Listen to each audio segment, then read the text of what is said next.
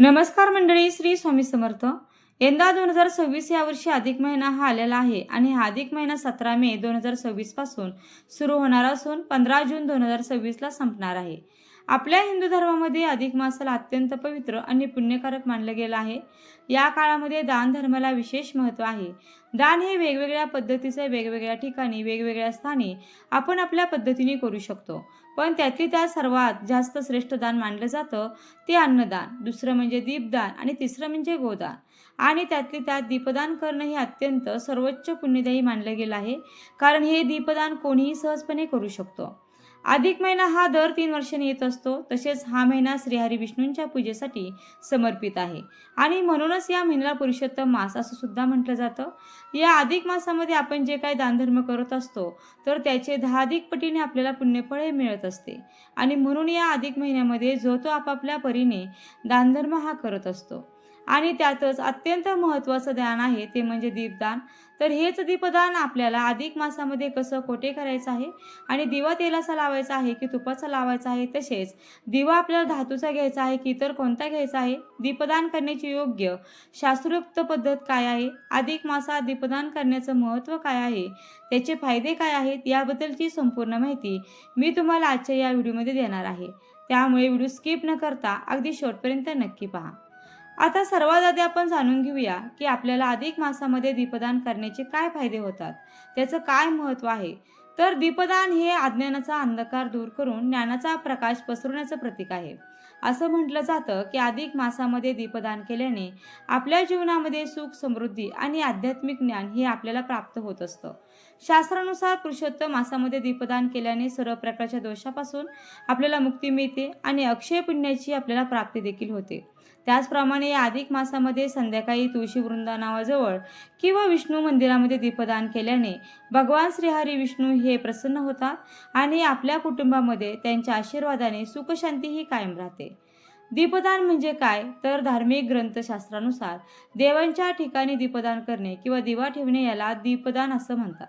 तसेच आपल्या घराजवळ असलेल्या एखाद्या मंदिरामध्ये किंवा नदी तीरावर किंवा नदीच्या पाण्यामध्ये किंवा आपल्या घरात आपल्या देव्हाऱ्यासमोर एक दिवा हा प्रज्वलित करणे आणि तो तिथेच ठेवून त्याची पूजा करणे याला दीपदान असं म्हटलं जातं. त्याचप्रमाणे हा दिवा आपण जिथे ठेवून प्रज्वलित केला आहे तर तो दिवा आपल्याला तिथेच ठेवायचा असतो, याला देखील दीपदान असं म्हटलं जातं. आपल्या हिंदू धर्मामध्ये कुठलेही धार्मिक कार्य असो किंवा सांस्कृतिक कार्यक्रम असो, कोणत्याही शुभ कार्याची सुरुवात ही दीप प्रज्वलन करूनच होत असते. अग्नीला साक्षी ठेवून आपण कुठल्याही शुभ कार्याची सुरुवात ही करत असतो. अग्निपुराणानुसार जी व्यक्ती देवाच्या मंदिरात किंवा ब्राह्मणाच्या घरात किमान 1 वर्ष तरी दीपदान करतो तर त्या व्यक्तीला सर्व काही प्राप्त होत असतं. त्याचप्रमाणे अधिक महिन्यात सुद्धा नदीकाठी किंवा मंदिरात किंवा दुर्गम स्थानावर किंवा भूमीवर केलेल्या दीपदानाने ते दीपदान करणाऱ्या व्यक्तीला विष्णू लोक हे प्राप्त होत असतो. आपण ज्या ठिकाणी दीप प्रज्वलन करून लावत असतो तर त्या ठिकाणी जोपर्यंत तो दिवा प्रज्वलित असतो तोपर्यंत तिथे परमेश्वर हा उपस्थित असतो आणि अशा परिस्थितीमध्ये आपण जी कुठली इच्छा ही मागत असतो तर ती इच्छा आपली पूर्ण होत असते. तर आपण अधिक मासामध्ये हे दीपदान कधी करावं, तर 17 मे 2026 पासून ते 15 जून 2026 पर्यंत अधिक महिना हा असणार आहे. तर तुम्ही अगदी रोज या अधिक मासामध्ये दीपदान हे करू शकता आणि जर संपूर्ण अधिक महिनाभर तुम्हाला दीपदान करणे शक्य नसेल तर तितके दिवस तुम्ही अधिक मासामध्ये दीपदान करू शकता. किंवा मग 21 मेला आहे गुरुपुष्यामृत योग, 27 मेला आहे कमला एकादशी, तर तुम्ही गुरुपुष्यामृत योगावर किंवा कमला एकादशीच्या दिवशी सुद्धा हे दीपदान करू शकता. आणि या दिवसांना जर तुम्हाला दीपदान करणे अधिक मासामध्ये शक्य नसेल तर तुम्हाला शक्य असेल त्या दिवशी तुम्ही अगदी 1 दिवस जरी दीपदान केलं तरीही चालेल. 1 दिवस का होईना अधिक मासामध्ये दीपदान हे तुम्ही अवश्य करा, यामुळे तुम्हाला अनंत पुण्याची प्राप्ती नक्कीच होईल. आता हे दीपदान कोण करू शकतं, तर स्त्री किंवा पुरुष कोणीही हे दीपदान करू शकतं. आणि अधिक मासामध्ये हे दीपदान करत असताना आपण कोणता दिवा वापरायचा आहे, तर तुम्ही तुमच्या यथाशक्ती कोणताही दिवा वापरू शकता. तुम्ही मातीचा, तांब्याचा, चांदीचा, पितळेचा किंवा सोन्याचा दिवा देखील घेऊ शकता. तुम्हाला जो दिवा घेणं शक्य असेल तो तुम्ही दिवा घ्यायचा आहे. तुम्हाला आवडेल आणि शक्य असेल त्या धातूचा दिवा तुम्ही घेऊ शकता. कोणत्याही दिव्याने तुम्ही दीपदान अधिक मासामध्ये करू शकता. तुम्हाला जर धातूच्या दिव्याचं दान करणं शक्य नसेल तर मग तुम्ही मातीचा दिवा हा दान करू शकता आणि तोही जर तुम्हाला दान करणं शक्य नसेल तर तुम्ही कणकीचे दिवे बनवून तो सुद्धा दिवा तुम्ही दान करू शकता. अधिक मासामध्ये दीपदान करत असताना त्या दिव्यामध्ये एक विशिष्ट प्रकारची वात ही लावली जाते आणि या वातीला 33 पिढे दिलेले असतात. आता आपण अधिक मासामध्ये तेलाचा की तुपाचा दिवा हा दान करावा. तर तुमच्या यथाशक्तीनुसार जर तुम्हाला तुपाचा दिवा दान करणे शक्य असेल तर तुम्ही तुपाचा हा दिवा आवश्यक दान करा आणि शक्य नसेल तर तुम्ही तेलाचा दिवा दान केला तरीही चालेल. तेलाच्या दिव्याचं किंवा तुपाच्या दिव्याचं तुम्ही दान अधिक महिन्यामध्ये करू शकता. तेलाचा दिवा वापरून तुम्ही जर दीपदान करणार असाल तर शक्य असेल तर तिळाचे तेल दिव्यामध्ये वापरावे. या तेलाच्या दिव्यामध्ये 33 पीळ असलेली अधिक मासाची वात ही लावायची आहे. आणि जर तुम्ही तुपाच्या दिव्याचे दीपदान करणार असाल तर तुपाच्या दिव्यामध्ये आपल्याला फुलवात ही लावायची आहे. तेलाच्या दिव्यामध्ये लावण्यासाठी 33 पीळ दिलेली अधिक मासाची वात तुम्हाला जिथे पूजेचं साहित्य मिळतं तर त्या दुकानामध्ये मिळून जाईल. तिथे जाऊन तुम्ही ही वात घ्यायची आहे आणि ती वात तेलाच्या दिव्यामध्ये लावून तो दिवा तुम्हाला दान करायचा आहे. तर अशा पद्धतीने आपल्याला हे दीपदान करायचं आहे किंवा तुम्ही घरी देखील ही वात बनवू शकता. आता ज्या ठिकाणी आपल्याला हे दीपदान करायचं आहे तिथे तो दिवा आपल्याला ठेवायचा आहे. तिथे त्याचे प्रज्वलन करायचं आहे, पूजन करायचं आहे आणि तो दिवा आपल्याला तेथे सोडून द्यायचा आहे. नंतर फक्त रोज दीपदान करताना आपण दिव्याला रोज हळदी कुंकू अक्षता फुलं व्हावीत आणि दिव्याला नमस्कार करावा. संकल्प देखील फक्त पहिल्या दिवशीच करावा, नंतर रोज रोज संकल्प हा करायचा नाही.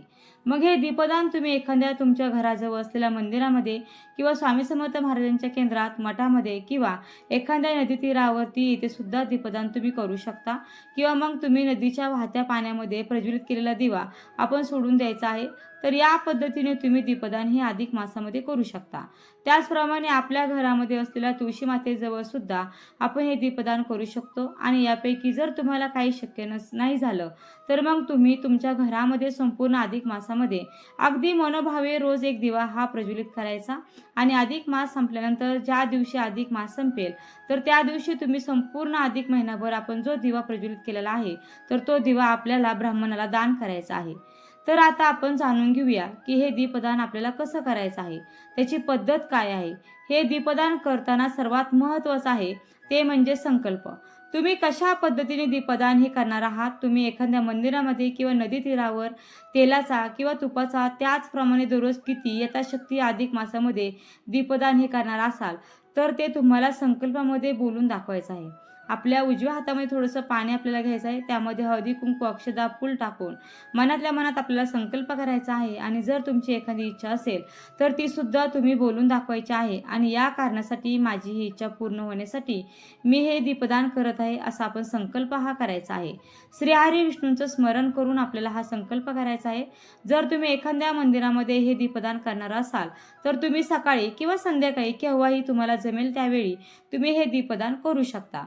मंदिरामध्ये ज्या ठिकाणी आपल्याला दीपदान करायचं असेल तर त्या जागेवरती सर्वात आधी आपल्याला थोडेशा अक्षता ठेवायच्या आहेत आणि त्यावर आपला दिवा आपल्याला ठेवायचा आहे. आणि त्या दिव्याची हळदी कुंकू अक्षता फूल वाहून आपल्याला पूजा करायची आहे. आणि त्यानंतर हा दिवा आपल्याला प्रज्वलित करायचा आहे.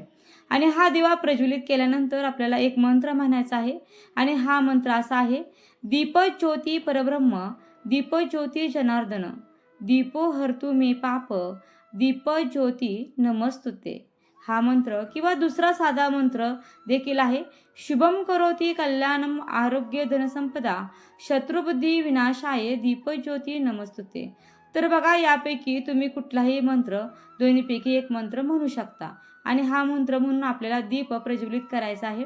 आणि तसंच त्या ठिकाणी नैवेद्य म्हणून साखर किंवा दूध साखर किंवा खडी साखर ठेवली तरीही चालेल. आणि यानंतर श्रीहरी विष्णूंचं आणि माता लक्ष्मीचं स्मरण करायचं आहे. आणि या दिवेला मनोभावे नमस्कार करायचा आहे. तर या पद्धतीने संपूर्ण अधिक मासामध्ये तुम्ही अगदी नित्यनेमाने दररोज दीपदान करू शकता. किंवा तुम्हाला शक्य असेल तितके दिवस किंवा अगदी एक दिवसही तुम्ही या पद्धतीने दीपदान करायचं आहे. तुम्ही ज्या पद्धतीने संकल्प केला असेल तर त्या पद्धतीने तुम्हाला हे दीपदान करायचं आहे.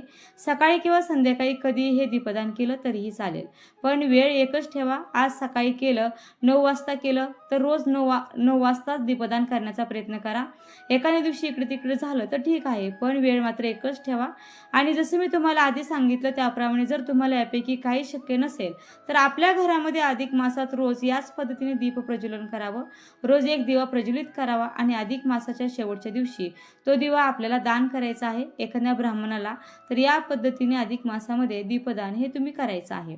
अधिक मासामध्ये दीपदान केल्यामुळे आपल्या आयुष्यातील सर्व पाप नष्ट होतात आणि आपल्या आयुष्यामध्ये आपल्याला सौख्य, भरभराट आणि सुखशांतीही प्राप्त होते. आपल्या हिंदू धर्मामध्ये अकाल मृत्यू टाळण्यासाठी आणि आपल्या पूर्वजांच्या मृतकाच्या उद्धारासाठी आणि तसेच श्रीहरी विष्णू आणि माता लक्ष्मी यांना प्रसन्न करण्यासाठी, त्याचप्रमाणे यम, शनी, राहू आणि केतू यांच्या अशुभ प्रभावापासून वाचण्यासाठी दीपदान हे केलं जातं. श्रीहरी विष्णूंसमोर दीपदान केल्याने त्या व्यक्तीला, दीपदान करणाऱ्या व्यक्तीला संपूर्ण यज्ञाच्या अनुष्ठानासह सर्व तीर्थांचे पुण्य प्राप्त होतं. आता थोडक्यात काय तर नंबर 1, तुम्ही एखाद्या इच्छापूर्तीसाठी ही दीपदान करू शकता. जसे की माझं घर होऊ दे, लग्न होऊ दे, नोकरी होऊ दे किंवा नोकरी लागू दे इत्यादीसाठी तुम्ही एखाद्या मंदिरामध्ये किंवा नदी किनारी दीपदान करू शकता. जर तुम्ही दीपदान हे इच्छापूर्तीसाठी करणार असाल तर दिवा हातात घेऊन इच्छा सांगून मंत्र नक्की म्हणावा. नंबर 2, दीपदान करताना तुम्हाला ज्या पद्धतीचे दिवे दान करता येतील, जे तुम्हाला शक्य आहे ते दिवे तुम्ही दान करू शकता. त्याचप्रमाणे 1, 3, 5, 7 अशा विषम संख्येमध्ये देखील दिवे हे दान करू शकता.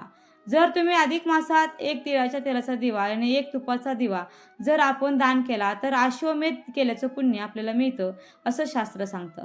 नंबर 3, मंत्र स्तोत्र म्हणताना बऱ्याच वेळेला आपले उच्चार चुकतात. आपल्याला संस्कृत म्हणता येत नसल्यामुळे आपण कधी चुकीचे बोलतो, कधी बरोबर बोलतो, कधी कळत न कळत उच्चार चुकतात. तर अशा चुकांचा दोष आपल्याला लागलेले असतात आणि अधिक मासामध्ये दीपदान केल्याने ते दोष देखील नाहीसे होतात. नंबर 4, दीपदान हे आंघोळ करून स्वच्छ होऊन मगच करावे. जेव्हा दीप प्रज्वलित करणार आहात तेव्हा आपल्या दिवेची वात ही पूर्व दिशेला किंवा उत्तर दिशेला असावी. पुरुषांनी दीपदान करताना डोक्यावर एखादा रुमाल किंवा टोपी ठेवावी आणि स्त्री असाल तर पदर किंवा ओढणी घ्यावी. नंबर 5, अधिक महिन्यामध्ये 33 या अंकाला महत्त्व आहे. जसे त्याच पद्धतीने आपण जावायला आणि आपल्या लेकीला एखादा निरांजन किंवा एखादा आपल्या कुवतीनुसार दिवा हा तुम्ही दान करू शकता. त्यांना लक्ष्मीनारायण असं समजून ते दीपदान आपल्याला करायचं आहे. नंबर 6, अधिक महिन्यामध्ये जसं मी तुम्हाला सांगितलं की 33ला महत्त्व आहे, त्यामुळे आपण 33 वाती एकत्र करून सुद्धा दीपदान करू शकतो. ती विशेष मानली जाते. अधिक महिन्यामध्ये आपल्याला जसं शक्य होईल यथाशक्ती तितक्या दिव्यांचा आणि त्या त्या धातूच्या दिव्यांचं आपल्याला दान करायचं आहे. असे इतर वेळेला दीपदान केल्याचे अनेक फायदे असतात, पण जर आपण अधिक महिन्यामध्ये दीपदान केलं तर त्याचं फळ हे जास्त मिळतं. नंबर 7, महर्षी वशिष्ठ असे म्हणतात, जो हे दीपदानांचं व्रत करेल त्याला मोक्ष प्राप्ती होईल. आपण जेव्हा अधिक मासात दीपदान करतो तेव्हा आपल्याला भगवान विष्णूंचे आशीर्वाद प्राप्त होऊन विष्णू लोकाची प्राप्ती होते.